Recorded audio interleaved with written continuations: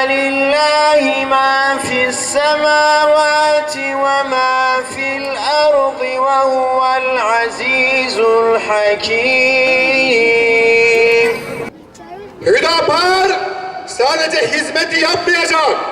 Hüdapar hem inanç, hem kimlik, hem de hizmeti önceliyor.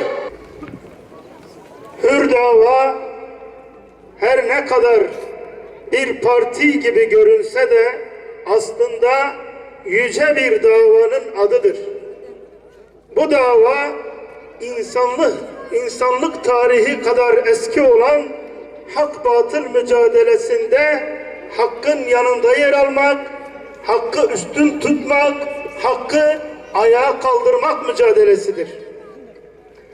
Evet, 90 yıldır hukuk, yargı sistemi kimin eline geçtiyse onun adamları hakim olmaya başladılar. Bakınız son 4-5 yıldan beridir devletin çivisi çıkmış, çivisi. Ne yapıldığını bilmiyoruz. Ergenekon adını vermiş oldukları bir operasyon oldu. Tamam dediler. Bütün kötülüklerin kaynağı bunlardır dediler. Darbeleri yapanlar bunlardır dediler. Her türlü pisliği bunlar yaptı dediler. İyi tamam kardeş, Allah razı olsun. Yakaladınız hepsini. Ne oldu? Şimdi hepsini serbest bıraktılar.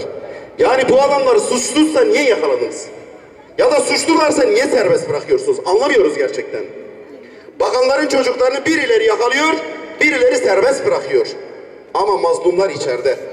Kur'an dersi verdiği için insanlar içeride. Filistin'deki aziz şehitler için gıyabi cenaze namazı kıldırdıklarından dolayı aziz insanlar içeride. Hukuk şuna benziyor değerli arkadaşlar. Şu anda Türkiye'deki yargı sisteminin durumu şudur. Güçlünün delip geçtiği, zayıfın ise takılı kaldığı bir örümcek ağına benziyor. Farabuya ve karşı dünyalı hain u kafira kırıya denge Rabbim isin hoş geldin ey hüdabar Adaletsin hüdabar Hürriyetsin hüdabar Rabbimize sonsuz şükürler olsun. Hamdolsun Hüdapar güneşi doğuyor. Burada Topçu Meydanı'nda Hür Dava Partimizin coşkulu büyük bir mitingine gerçekleşecek. Gelmek isteyen arkadaşlarımız